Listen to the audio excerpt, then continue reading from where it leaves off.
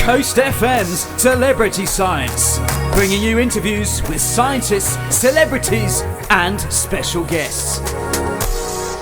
Well, good evening, folks. It's me, Ben Makin here. Welcome to another show on Coast FM. This week, I am very excited to introduce the fantastic country, folk and bluegrass musician, Guy Rogers. Now, I'm excited about this because I personally know Guy, got really fond memories of Guy because he actually taught me how to play guitar, so I can vouch first-handed for his awesomeness. We're going to be taking a listen to some of his recordings. He's actually been pestered for a while now, I believe, to produce these recordings. He runs a regular acoustic night in the Midlands where he encourages people to get together, have a jam, have a play. So he's a well-known member of the country music scene, particularly in the Midlands. So Guy, welcome to the show. We're going to be listening to you on Cornish airwaves this evening, so I'm really pleased about that. We're going to be taking a listen to some recordings of Guy's performances. This includes a banjo tune, actually, penned by Guy himself, called Juliet's Waltz. I'm really pleased to listen to that with you tonight. It's a fantastic tune. Alongside actually some covers of some very well-known tunes from the world of country music. So, if we have any fans of country music out there at all, this is the show for you. Please stay with us. We'll be hearing from Guy first up this show. We're also going to be taking a little delve into some science this week. Back into the science archives we go. We're going to be playing a special interview with a professor who is an expert in the area of the mysterious cultural evolution.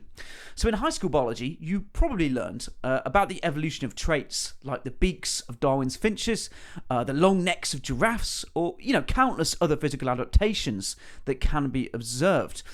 But did you know that culture itself can also evolve? Well, the University of Bristol's Professor Fiona Jordan joined us a while back to talk about the evolution of human kinship systems, so the evolution of human culture, aspects of human culture. So Fiona, thank you very much. I know you joined us a while ago now, but I'm really delighted to play this interview again tonight for you here on Coast FM. So please take a listen to this. That'll be your science section for this week. Okay, so I don't keep you waiting for that country music. We are going to start off with that. We're going to start off by welcoming to the show Guy Rogers. So how this is going to work is before we listen to each piece of music from Guy, we are going to hear a few words from Guy himself on the songs. First up, it's a cover called City of New Orleans. Let's hear from Guy on this one. Basically, the City of New Orleans is a song that I came across about 40 years ago. It was written by a guy called Steve Goodman, and I bought his album. That's one of the tracks on that album. And on the back of the album, there's, I forget who, but somebody's written on the back of this album, it says, "The best damn train song I ever heard." And I actually agree with that. I think it's still the best damn train song I ever heard. And it's a bit of a eulogy for the American train system. When you think about the way the trains overtook the West and everything like that, and how it opened up towns, and people would fight over where the tracks were going to fall, because it would either make or break a community. If the train came to your town, then it was going to bump up the community and make it a lot more profitable. But now nobody wants to know. It's all aeroplanes or highways and that sort of thing. So the American public has turned their back on this wonderful invention that they had, and that's what basically the song's about.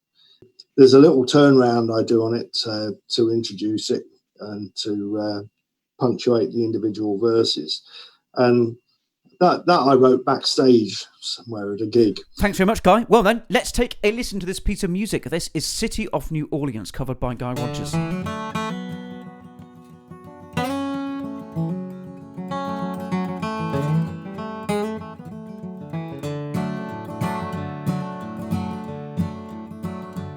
Well, I'm riding on the City of New Orleans, Illinois Central Monday morning rain. There were 15 cars and 15 restless riders, 5 conductors and 25 sacks of mail. We're all out on the southbound of the sea. The train goes out of Kankakee. Rolls past the houses, farms and fields,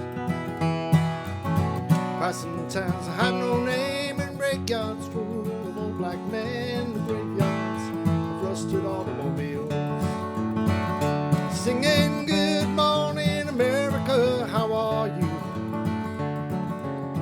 Don't you know me, I'm your native son.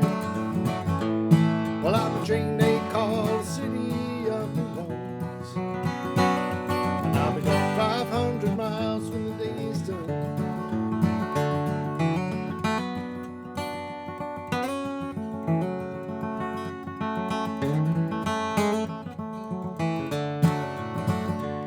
Well, I was playing cards with the old man in the club car. Penny a point, there ain't no one keeping score. Oh, won't you pass the paper bag that holds that bottle? You can feel the wheels rumbling to the floor, and the sons of Pullman porters and the sons of engineers, they ride the father's magic carpet made of steel.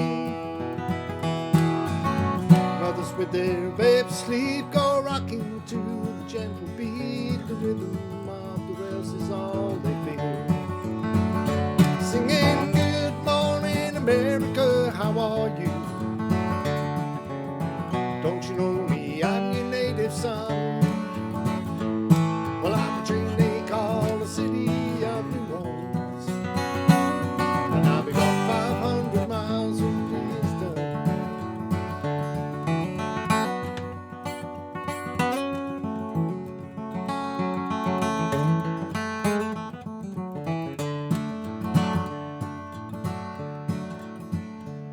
Well, it's night time on the city of New Orleans, changing cars in Memphis, Tennessee, and it's halfway home and we'll be there by morning, through the Mississippi darkness rolling down to the sea. All the towns people seem to fade into a bad dream. The old steam rail still ain't heard the news. Conductor sings your song again. Passengers, please refrain. This train has got the disappearing railroad blues. Singing good morning America, how are you? Don't you know me, I'm your native son. Well, I'm a train they call the city of New Orleans, and I'll be gone 500 miles when the day is done. Singing good night America, how are you? Don't you know me, I'm your native son. Well, I'm a train they call the city of New Orleans, and I'll be gone 500 miles when the day is done. Yes, I'll be gone 500 miles when the day is done.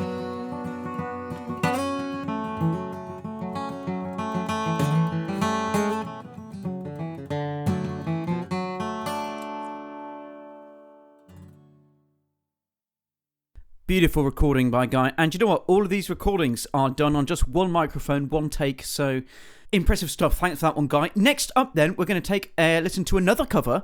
This one is called Night Rider's Lament. Before we do that, let's take a listen just to a few words from Guy introducing the song. Night Rider's Lament. Again, there's this thing of not knowing who originally wrote it. I originally found this song on a Nancy Griffiths album. People who are into country music and will know Nancy Griffiths very well. She's an astonishing performer, and she writes a lot of her own material. But she did a fantastic CD called Other Voices, Other Rooms, and it's based on her influences as she was growing up, the things that made her what she is. You know, she sang this song, The Night Rider's Lament, and I immediately fell in love with this song, and decided to try and do it. And I did it for many, many years, including the yodeling bit. Yodeling isn't a thing that I would normally aspire to doing, but it's so much part of the song. And the way I always recount this is the fact that when I'm singing the song, the guy singing, doing the yodeling is Camp Cookie, this character called Camp Cookie. And so I imagine it's Camp Cookie is doing the yodeling, and I imagine he's probably not that good at it. It's an excuse that means I can get away with it as well. So if Camp Cookie's a bad yodeler, then it wouldn't matter if I'm not very good at it. It's a nice little thing in there, it makes the song for me. So you've suddenly got this image of sitting around a campfire with Camp Cookie cooking up some beans and and yodeling afterwards. So I was then amazed to find that the guy who actually wrote that song is a guy called Jerry Jeff Walker. Now, one of my other favourite songs that my father used to sing, and I took over singing years later when he died, was Mr. Bojangles. It's another favourite song. And I'd been singing this Night Rider's Lament for about 10 years before I realised that it was actually Jerry Jeff Walker who had written both of these songs. And these are both songs that are right at the top of my repertoire when I'm playing. So it was interesting to find that out. And it's about abandoning the modern life and luxuries that go with modern life and just getting back to nature and all these sorts of things. Because the guy in the song is, basically roughing it and living under the stars and not getting really very well paid for it. And he could have been back in quote normal civilization. So it's about that too. Maybe with this crisis, much as we're all hating it and wish it would go away, maybe some of the things we're learning from it is how little we actually need and how much we can get away with not having. So.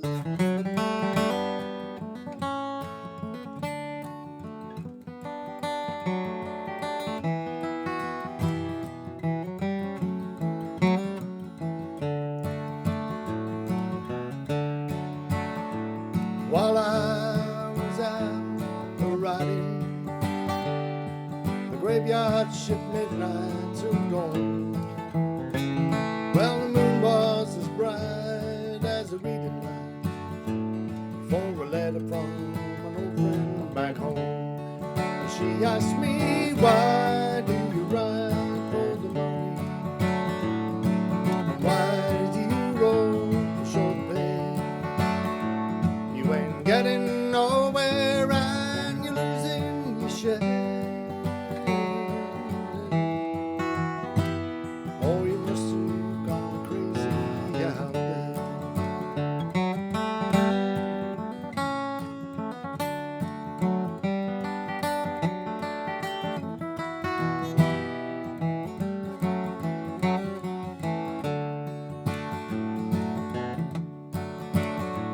Said last night I spoke to Jenny. She's married and she has a good life. Well, you sure missed the track when you never came back. She made the perfect professional's wife. She asked me, why do you ride for the money? Why do you roll for short pay? You ain't getting nowhere and you're losing your share. Oh, you must have gone crazy out there. But they've never seen the northern lights. They've never seen the hawk on the wing. They've never seen the spring hit the great divide.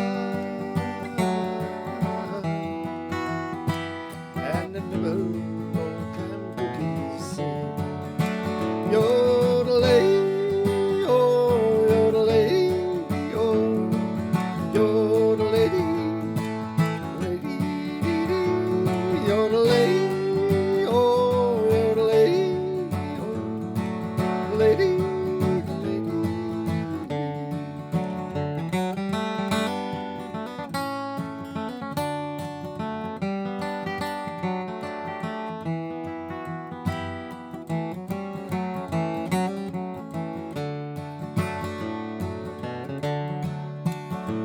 Well, I read up the last of my letter, and I tore off the stamp for Black Jim.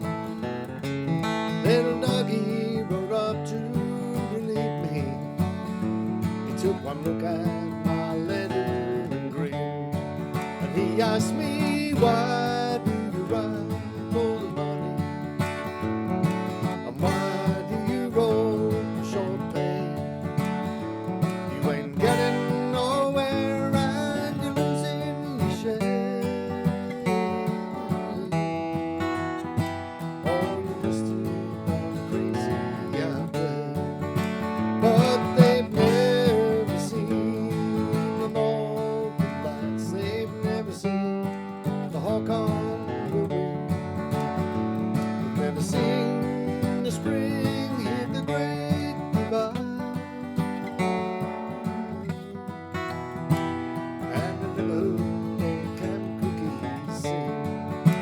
Yodelay, oh, yodelay, oh, yodelay, lady, yodelay, oh, yodelay, oh, yodelay.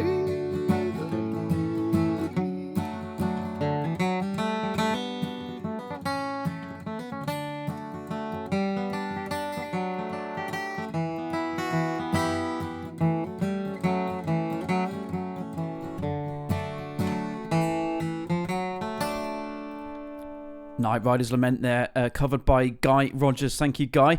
Now, before we listen to my favourite piece, actually, from Guy, this is his own tune called Juliet's Waltz. It's a banjo song. Before we do that, I got the chance to talk a little bit to Guy about his guitars and his banjo. So let's take a listen to that piece just before we listen to this final song. You were always a fan of Martin's, and they really are amazing, aren't they? I'm lucky because you know the one in that video is I bought that in 1982, so before you were born, Ben, I think. It was actually second hand when I bought it. It was already 6 years old when I bought it. I wanted a Martin. It's a bluegrass musician's thing, you know, a Martin guitar. So. And they do have an amazing sound. So I was looking for one. And when I first moved to this area where I am now, my wife was coming into some money from her parents' estate, sadly. But she said, "Oh, I'll buy you a Martin when this money comes through." So I said, "Oh, well, I won't disabuse you of that idea. Let's go." And some friends took me to a shop in Leicester. Called Fiddler's Green, and I went in there, and it got like 8 or 10 Martins in the shop. And I thought, oh wow, I'll do a bit of window shopping. But I'd actually got no money at the time; I was broke. So anyway, I tried all these Martins, and I didn't like them. I didn't like them enough to spend that kind of money on. I thought, and then I noticed that Sunburst guitar on the on the wall, and I thought, oh. I said, "Oh, that looks nice. Can I try that one?" And he said, "Yeah." And he hands it down to me, and I just played a G chord on it, and bing, like that. And oh my God, that's the one. It just sounded so incredible. I phoned Carol to see if she was okay with it. So I walked back in the shop. I said, "Can I put a deposit on that guitar?" I said, "Yeah." I said, "How much do you want?" He said, "How much have you got?" I opened up my wallet and the moss flew out and I got 25 quid. I said, "Oh, I've got 25 quid, but that's all I've got in the world." I said, he said, "That'll do." Sorted. But I got the guitar. That was the main thing. Yeah, your banjo is fantastic as well, isn't it? Because there's actually quite a cool story behind that, isn't there? Because you've actually got your initials on the neck for the banjo. It's a kind of a little secret, really, because it looks like the rest of the inlay. But I wanted my initials on there, and I asked Tom if I could do that. And I sent him a signature, and he adapted it slightly. It does. You can just see it says GR on there. He adapted it so that it looked like the rest of the inlay. Also, the the sound of this banjo. I'm on that Juliet's Waltz. You know, you get these very, very soft tones out of it. It doesn't sound like what you expect a banjo to sound like. Harsh and brittle and ear-bashing noise. You know, it's a beautiful mellifluous sound, and only the neckvilles do that. So Guy is very good friends actually with the maker of neckvill banjos. If you ever come across those before, Guy knows this chap very well himself. So this is the banjo he uses for this next song. But before we do take a listen to this song, let's just hear just a few more words about it from Guy himself. But this banjo tune's definitely my favourite one of yours. I'd really love it. I think you were talking about the kind of tone that you're kind of that the neckvill has in this. I really agree with what you were saying there. It sounds very, I think, as you say, what people might imagine when you say banjo tune, they might imagine this kind of, I don't know, almost aggressive sounding noise as you were describing. But with this, you get that very different, emotional, quite sorrowful tone, don't you? Banjos are very percussive, so you get a lot of sound right at the very beginning, of the note, bang, and then it dies away quite quickly. So it's a kind of a almost a sawtooth wave type of approach with the banjo. Tom Neckville, the guy who built my banjos, redesigned the banjo and made it a lot more easy to work on, and there's considerably fewer parts to it. The whole way it's constructed is completely different. But along with that has come, to me, it's got a completely different tone to a lot of banjos. I can still get that staccato. There's times when I want to play something similar to like Foggy Mountain Breakdown or something like that. I don't know if people are familiar with Foggy Mountain Breakdown. Some people might be more familiar with something like Julian Banjos from the film Deliverance and that sort of thing. But the Tom's banjos, you can play like that, but you can also get these much softer, warmer tones out of the banjo. Even to the point where there's sometimes listening to it, you might even, if you didn't know it was a banjo, you might be questioning what actual instrument it was that was playing. The tune I wrote, Juliet's Waltz, kind of leverages that a little bit. It's also in a minor key, so it's got a kind of a sort of a melancholy air about it. If I'm honest, the reason why it's a bit melancholy is because when I was writing that tune, one of my cats was dying, and it was very ill and wasn't going to be around with us for very much longer. And so I was very sad about that. We'd had the cat for about 12 years, and I was very sad. So maybe some of that fed into the tune. And I decided to name the tune after the cat. So there I was with this tune is like a waltz or a minuet. It's got that kind of a feel to it. It's almost classical in a way. And I was trying to think what to name it. And I thought, Smudge's Minuet. No, Smudge's Waltz. So I was stuck. And then I remember she was a Siamese cat and she was a pedigree, and her kennel name was Juliet. So I thought, well, that'll do, Juliet. Smudge's Waltz doesn't really cut it. But the listeners now know that's the kind of true name, actually. Yeah. That's the real name of the song. Oh yes, Smudge's Waltz. Yeah. Bless them.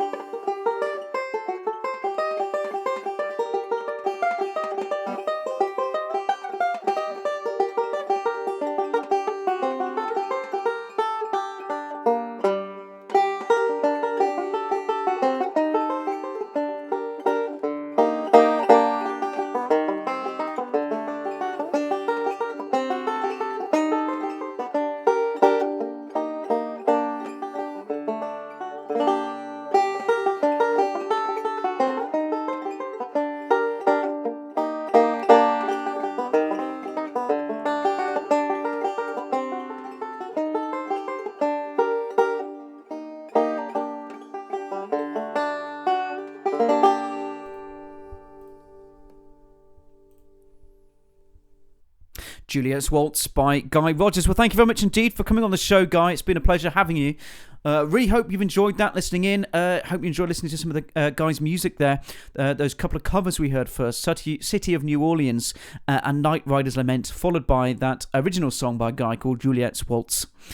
Now, before we invite our next guest to the show, that's Professor Fiona Jordan. She's going to be talking about cultural evolution. Before we do that, I thought we'd finish with Guy on this very positive note about what he's been up to, actually, despite the ongoing coronavirus crisis.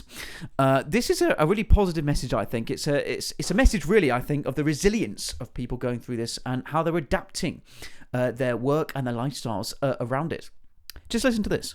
Well, what I did the other day, Ben, was quite interesting. Was and it's part. Well, I don't know. It was partly to do with the coronavirus thing. But one of my banjo students is a lovely chap. He's American, and he's from Wisconsin. His parents still live in Wisconsin, and they're getting a bit stir crazy with all the COVID stuff like that. And he paid me to do a house concert for them on Skype. So they were sat in Wisconsin. It was about 10 o'clock in the morning for them. It was 4 o'clock in the afternoon for me. But, if I did a house concert, say you invited me round to your house and you invited a load of friends round, it would still be like a performance, but I'd be stood maybe in the corner of the lounge or whatever, and there would be a performance. But because it was this conversation over Skype, it was so much more, I'd play a song and then we'd have a bit of a chat and then we'd play another song. It was just wonderful. It was lovely. It was really nice. And of course, Josh was in on it as well. So Josh was in Loughborough, I was in Ibstock, and his parents were in Wisconsin. Thankfully, we've got all this technology at our fingertips. Like we're talking together now. Wouldn't be possible. That's fantastic. That's a true story of musicians overcoming the kind of situation, the virus situation, and carrying on. Well, that's it from Guy for now. Thank you very much indeed for coming on the show, Guy. Been a pleasure having you. If you want to find out a bit more information, he's got a Facebook page. You can find him on Guy Rogers Musician Tutor Coach, and you can also find him on his website, guyrogers.info.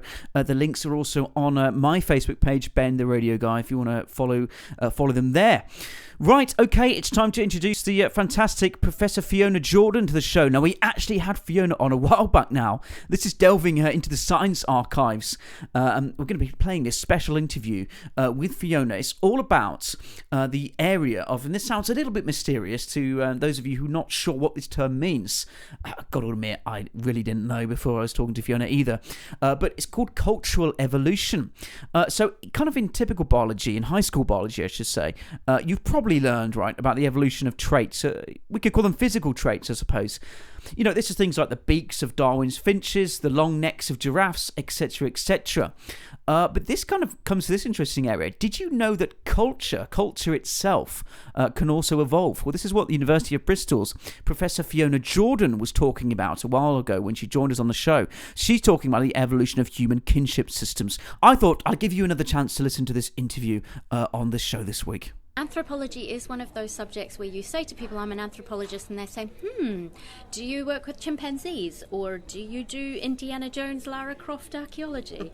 And I personally don't do those things, but they are part of the field of anthropology. So, very broadly, anthropology is the study of human beings, the study of human culture, our story of our species as a biological phenomena, the story of cultural diversity, understanding ourselves and what it kind of means to be human. And many other disciplines lay claim to that, but I guess some of the things that set anthropology out as being different are an emphasis on comparativeness, an emphasis on the universals of our species, also the differences, and an emphasis on things like fieldwork as a way of gathering data. I really wanted to get onto a topic which I know you're going to be speaking about this today as well, but the Makin project, because of course I think the thing which might occur to someone straight away listening to this is it sounds incredibly complicated because there's an awful lot of different types of data that I'm sure you can work with.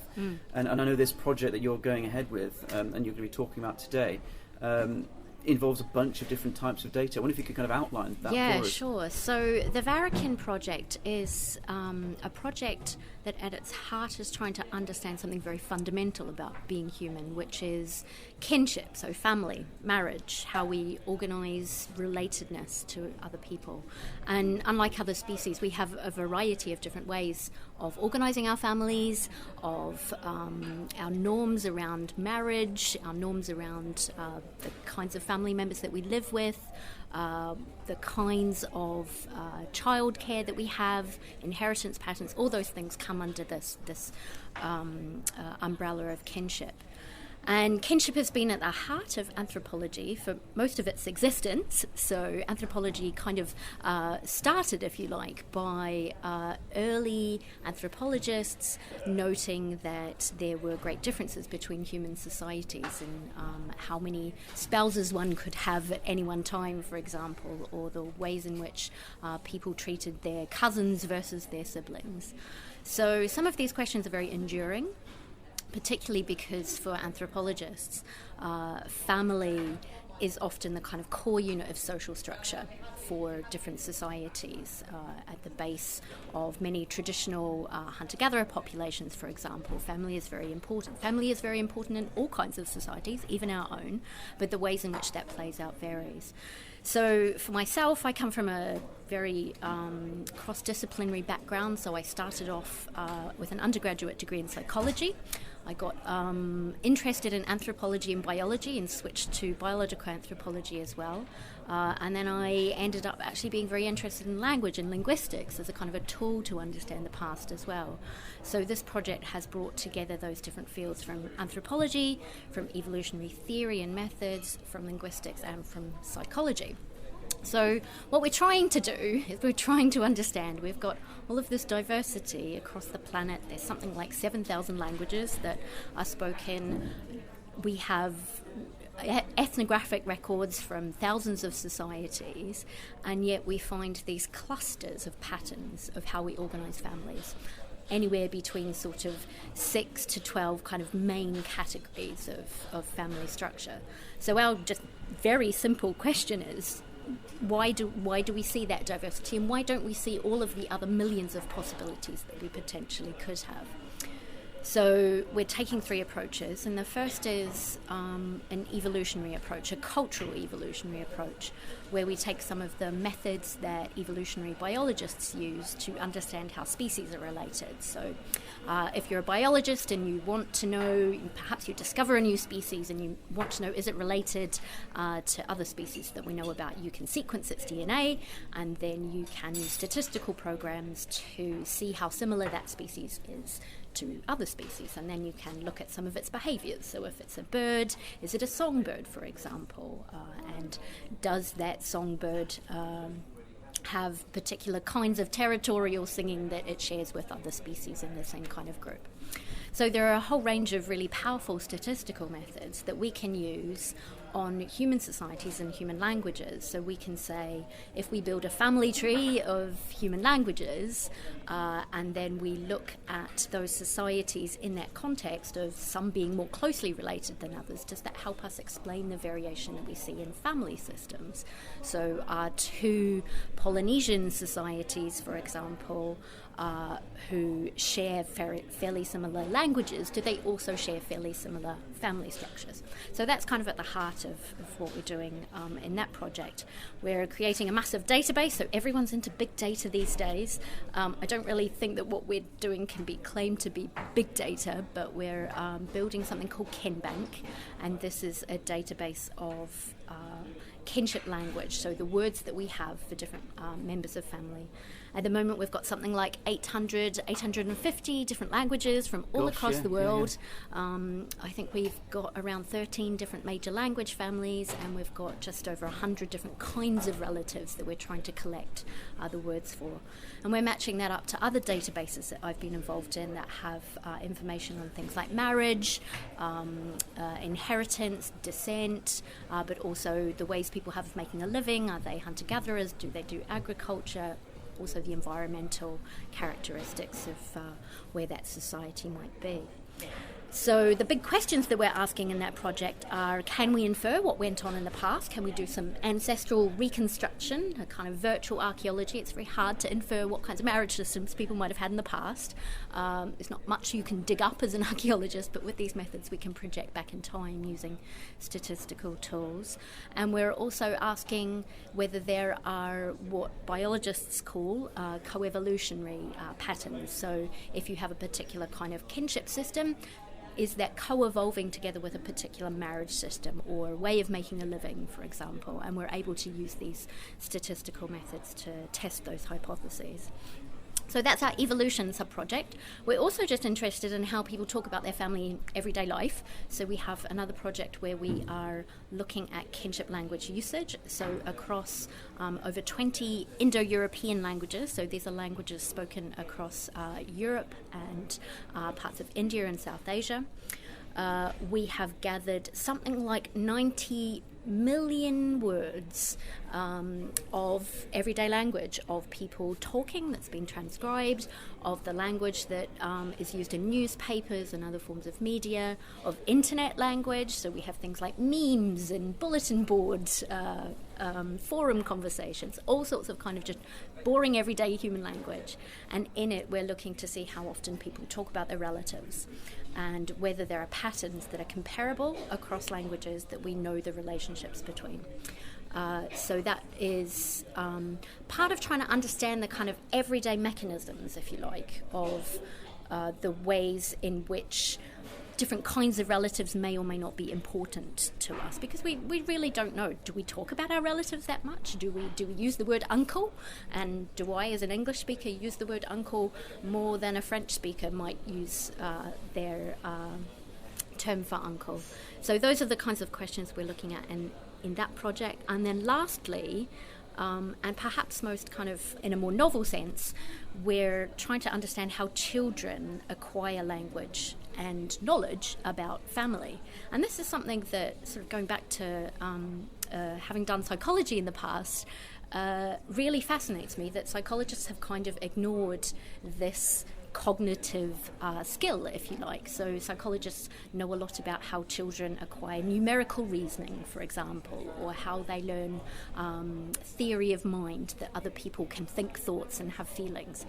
But the quite complex understanding that, for example, a grandmother is a mother's mother, or an uncle is both a mother's brother or a father's brother, or even other kinds of relatives, that's really tricky, and yet we expect children to acquire this knowledge quite early on. And obviously in English we have a particular kind of kinship system, but in other languages there will be different kinship systems. So one of our aims was to do some field work in a language other than English, where we could think about the kinds of ways in which just everyday interactions might be going on, where children are learning the distinctions between a cousin and a brother, for example. Are children being taught kinship at home? We don't know. There's very, very little research on that.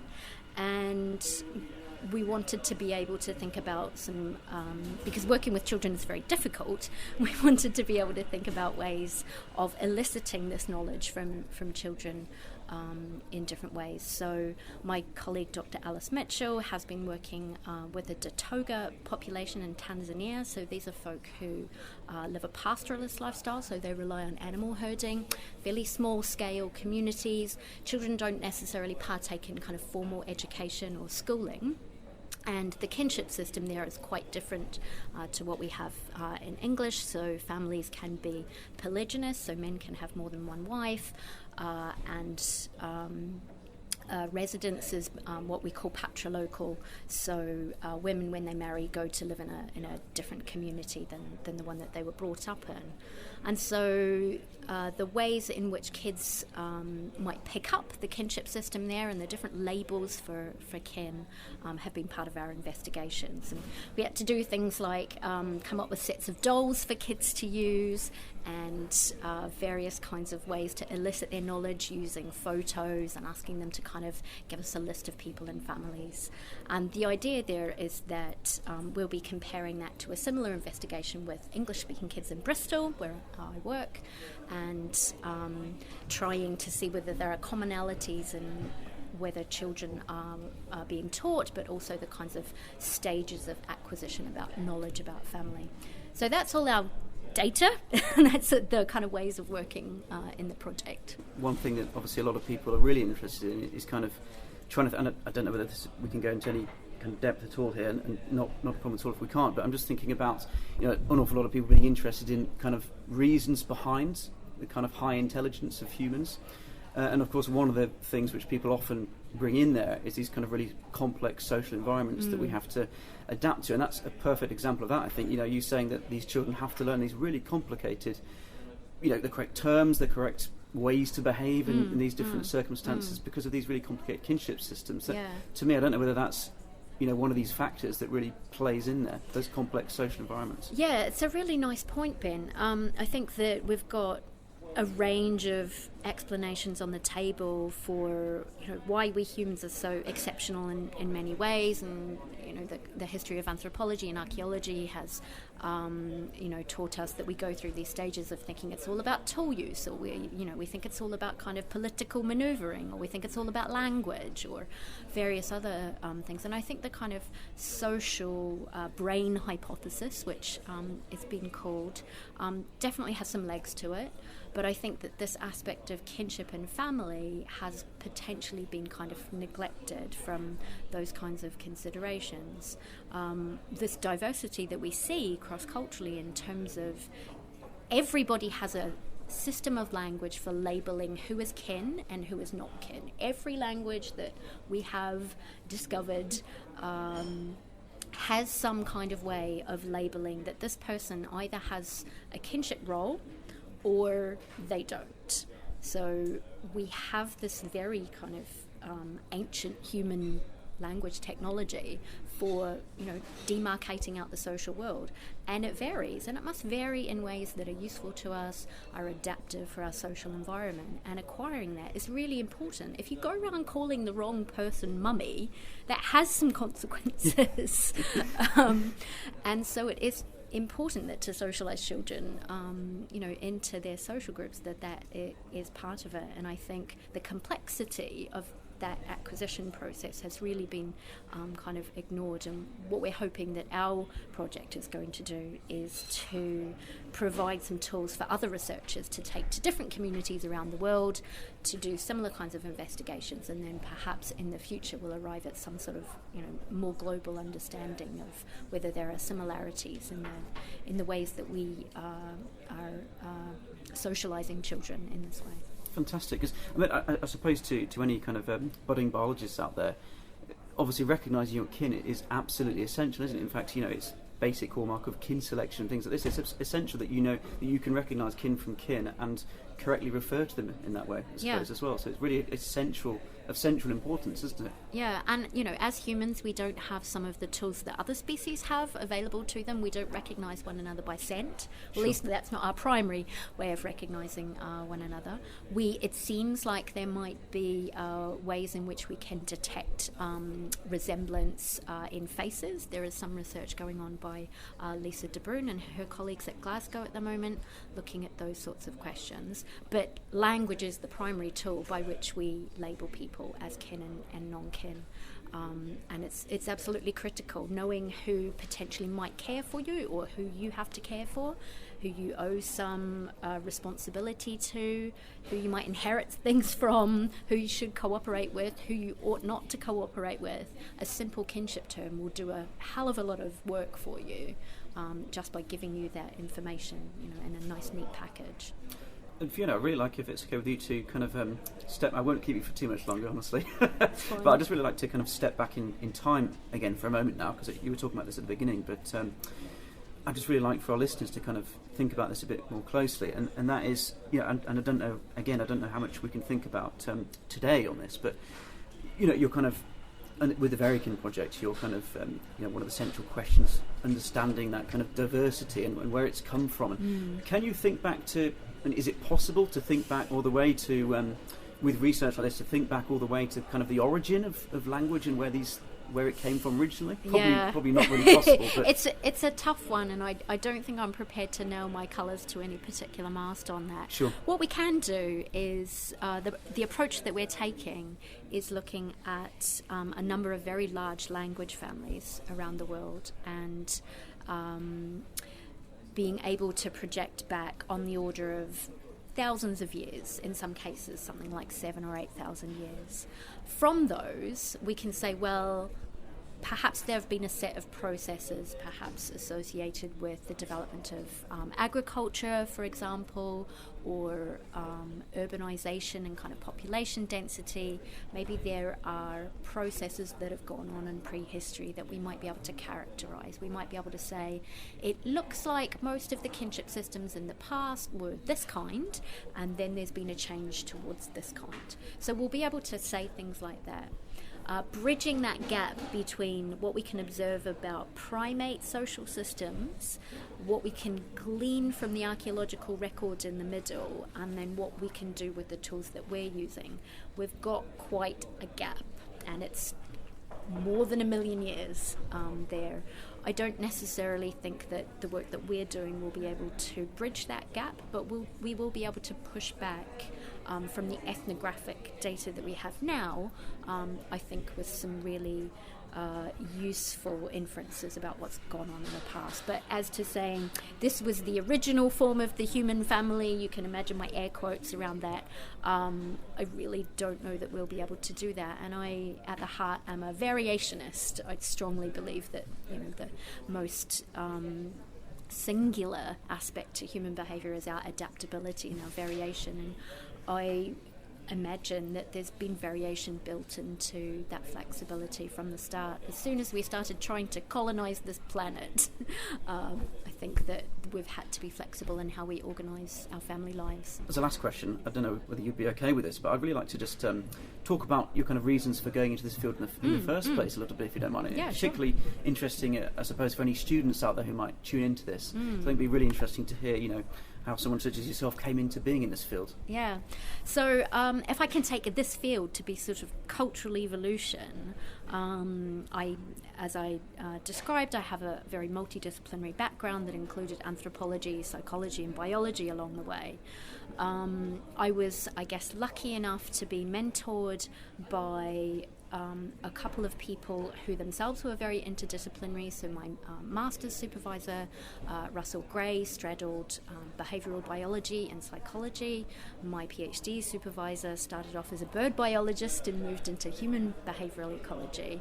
So I had great role models there in not having to think of myself in any particular silo for research. And at the time that I was doing my PhD, especially, people were more and more beginning to apply evolutionary theory and methods to human behaviour and to cultural evolution. So that was kind of in the atmosphere at the time to think about those kinds of questions. In terms of kinship, when I was writing my PhD, I was reading fairly widely about cultural variation and post-marital residence, which is a very technical anthropological term, but it just basically means who you live with after you get married. So do you set up a new form of residence like people in Western societies do, or do you go and live with your husband's family? Do you go and live with your wife's family? There's great form of variation, and it seemed to me something that could be tied to understanding the transmission of resources across generations. And I was interested at that at the time. And that just led to a whole range of reading around kinship, around family organisation. I then, after I finished my PhD, I had the opportunity to work at a Max Planck Institute for psycholinguistics. And that got me interested in the language variation around kinship, and I suppose that's the point at which all of these ideas started to come together. And I thought it was a lovely kind of nexus of the evolutionary biology, the language and the culture kind of all coming together. And I've not necessarily been interested in sort of kinship and family for my entire career, but it's sparked some really interesting conversations. I'm now a bit of a hobby genealogist about my own family. That was something that never interested me before. And my favourite question to sort of ask people at cocktail parties, not that I go to many cocktail parties, but at parties, is around conversations about who gets to be called granny and who gets to be called nana when anybody has a new baby. The kind of naming of grandparents. And everyone cares about that a lot. It's very, very important, and it's a really interesting kind of way in which people can connect this quite abstract idea of kinship language to something that they experience kind of in their own lives, and those negotiations about names for grandparents seem to be a nice point of conversation for people. Well, thanks very much, Fiona. I do appreciate your time today, and this is the last thing for you now, and I'd love to give you a little song choice, actually. I know this is not very fair because I've just sprung this on you, but this is my favourite question because it's a bit harsh, isn't it? But if you've got an obvious song that I can choose for you, right? And we're going to make it your kind of theme tune for the show, you see. That's fine. Well, how about this? So I'm very interested in human variation, and I see it as kind of like the core mission for cultural evolution is to really explain variation. But the flip side are universals. What do we as humans all kind of share in common? I'm also a massive Blur fan, so you have to have the Universal by Blur. Fantastic, perfect. Oh, great choice. Well, thanks, Fiona. Thanks again. Well, that brings us to the end of another show. Thank you very much indeed for joining us. Please join me next week